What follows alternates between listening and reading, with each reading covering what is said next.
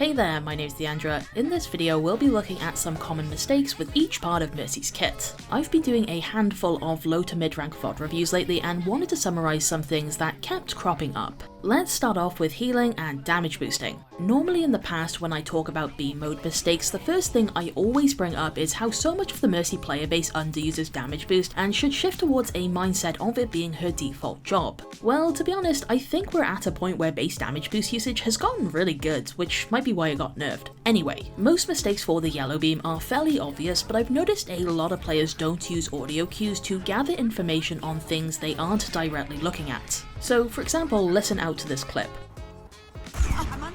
That was the sound of a shot from Ashe, who my team doesn't have, and by Ana yelling out. I should flick healing onto her quickly so a follow-up shot has less chance to eliminate her. I do think it's worth keeping in mind that, at the time of this video being made, we're currently in a meta where supports are encouraged to do a lot of damage. This means as Mercy you may have some matches where you need to adjust your playstyle around that and potentially heal a bit more than you normally would. This could mean keeping more of an eye on allies that your other support can't heal or your other support themselves so they can aggressively position or use abilities like anti-nade offensively. Hard pocketing a hit scan DPS is still viable and a big part of Mercy, but I think there's a bit more nuance to consider now. I would say there's two common mistakes for damage boost that are opposite sides of the same coin. The first is mostly for when your DPS are not turbo crack top 500 players and it's missing out on amplifying critical ability usage because you're so focused on blue beaming one person. The other is being so focused on healing someone that you don't want to briefly flick onto damage boost when they make a play. People are picking Roadhog again, which means there's great hooks to blue beam.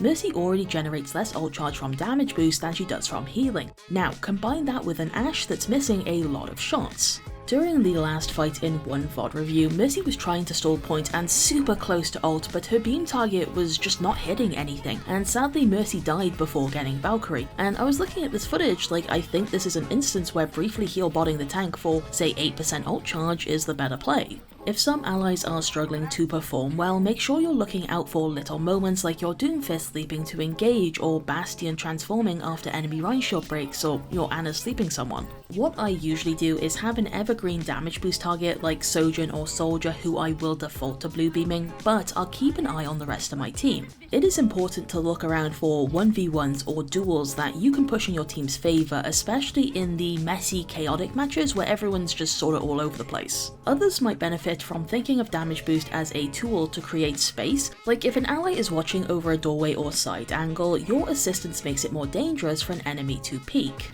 I also did one VOD review where a Silver Mercy would stick to their soldier like glue even if he was not in a position to do damage, instead of just beaming someone less ideal until soldier finished rotating. That Silver Mercy had great spirit, the right idea, but was looking at things in black and white. As I've said in a million videos at this point, there are no bad damage boost targets, only better ones, so never completely rule someone or something out. Moving on, the Blaster, and usually players use it too much or they never use it at all with no in between. Now, I still think damage boost is better for a number of reasons, and if you're looking to do damage consistently, there's plenty of other support heroes that do it much better, but that being said, I absolutely find myself using the Blaster quite a bit more in Overwatch too. Usually it's either when I have an angle on enemies that my allies don't, or if I end up isolated and have no choice. Like for example here, I'm behind enemy Genji who's deflecting, so I might as well pistol.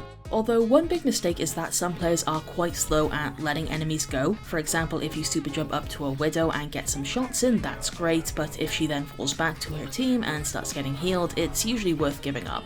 You most likely know that Mercy sees enemy health bars during Valkyrie, which can help you pick out low health targets. However, I noticed that some Mercy players would immediately forget the enemy was low once their ult finished and the health bars disappeared, which won't always be the case. Something a lot of people miss is that outside of Valkyrie, Mercy can see enemy health bars if the person is tagged with anti-nade and she's within 15 meters. Weirdly, you can also see enemy health bars if they're tagged by their own Ana's biotic nade, which helped me secure an elim when I was just goofing around with my friends. You would think this advice is really niche, but Ana is such a commonplace pick that I've actually been finding it kinda useful. If you are someone who plays Mercy in quick play or other non-competitive modes, I think it would be a huge mistake to be so afraid of making mistakes that you never use the Blaster. You're never gonna get better if you don't practice and test where the limits are, you know, so have some fun with it. Moving on Guardian Angel, and with the secondary cooldown still being a thing, the most common mistake is just slingshots or techs that aren't really needed, right?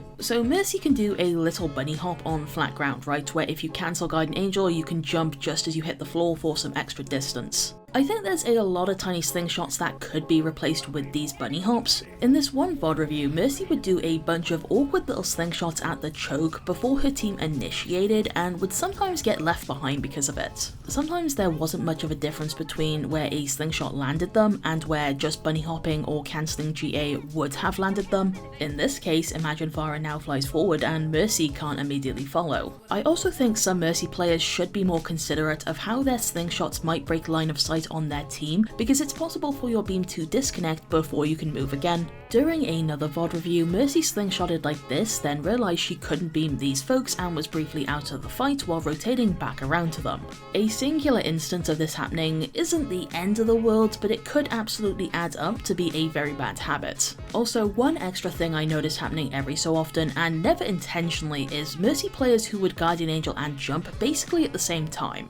If the game registers you as pressing GA first, you'll just do a weak hop forward, which can really throw you off if you're focusing on an intense fight. I noticed this would mostly happen to me if I was holding down GA while coming back from spawn and then jumped to get line of sight on someone. Moving on, Resurrect. Okay, so I really struggled to come up with something here because Res is such an easy ability to fuck up in a million different ways, and so much of it is a case-by-case basis. With one Res you'll want to take it slow, scout the area, and another time rushing while the enemy is distracted is the only way you'll pull it off. I guess the number one common mistake is just underestimating the enemy team, especially if you're used to the thrill of dangerous Reses. I have a great clip for this where I fly over to a soul, I note that Orisa uses spin, and I want to bait out Javelin with a fake out res attempt. I think I'm in the clear, and then Orisa just kills me and I'm like, how dare you? And like, while all this is happening, who knows what's going on with my team? Maybe they would have been fine with me there to help them since both sides have some picks. Also, keep in mind this res is going to pull me away from allies for a good 5 to 10 seconds. At a minimum, you've got the time it takes me to fly over, the res animation, and me getting back.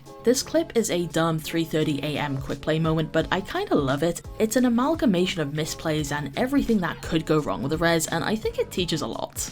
Moving on, Valkyrie. I find a lot of players hold on to Valkyrie for too long. I want Mercy mains to be less afraid of using Valkyrie selfishly or for its numerous small benefits. Activating Valkyrie resets the cooldown of Guardian Angel, and with that ability currently being a clunkfest, I cannot state how extremely powerful this is, providing you're using it when a fight is still winnable for your team.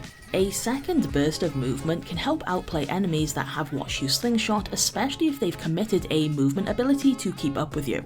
You can also sharply change direction in a way that wouldn't be possible with just one GA, which I've used in the past to touch the objective. Also keep in mind, if you go for a super jump res, Guardian Angel will still be on cooldown once it's over, which Val can alleviate very nicely. I will subtly adjust my playstyle when I have Valkyrie ready because of the reset. Not to say I'll be dumb or reckless, but I'm less afraid to actually make plays, like helping aggressive allies or something. I have had moments where I'll slingshot over an edge into a death pit to break line of sight on an enemy attacking me and use Valkyrie to come back with regenerating health, and honestly it's some of the most fun I have as Mercy. But yeah, don't ignore the small parts of Valkyrie. Like, another good benefit is the double beam length, which allows you to help allies from safe positions or if you're forced onto cart duty or something. Ultimately, the goal of Valkyrie is to help your team win a fight, and sometimes that just means Mercy staying alive with constant beam uptime, you know? Moving on, Angelic Descent, and my biggest thing was activating this by mistake. By default, if you press crouch while in the air, you will trigger it. However, the devs actually added a setting fairly recently called Crouch Activate Angelic Descent, which you can disable and help me out quite a bit. I had moments where I would want to crouch as soon as I hit the floor, usually to start AD strafe dancing, but then hit the button just a bit too early. This would then make me frustratingly sluggish in moments I couldn't afford to be. Another benefit of turning the setting off is that you can hold down crouch while in the air to automatically do so once you hit the floor, which is quite nice. Besides all that, the most common mistake I see is simply using Angelic Descent to hover above a fight instead of just playing from behind cover on the ground. And last of all, Sympathetic Recovery. I think a very common mistake for this is just forgetting that it exists, which honestly fair enough, because for the most part it works best in tandem with the support passive. I constantly see people who heal full health allies because they want Sympathetic Recovery to trigger, but it doesn't work that way. I have also noticed some players that won't briefly flick away from damage boost to push themselves above breakpoints. And there we go, that's all from me for this video. Thank you so much for watching and have a nice day.